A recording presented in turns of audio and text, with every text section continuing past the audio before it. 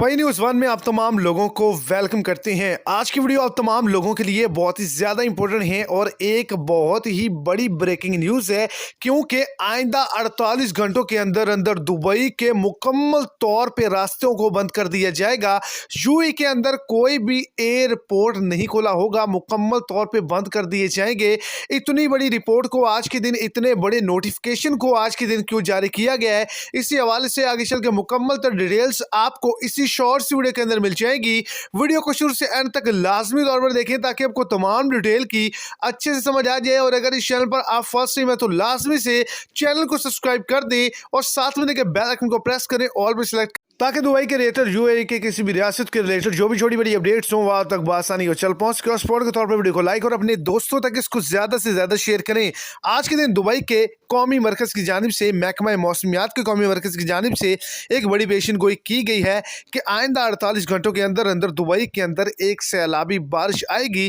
जिसकी वजह से काफ़ी ज़्यादा नुकसान का सामना करना पड़ सकता है।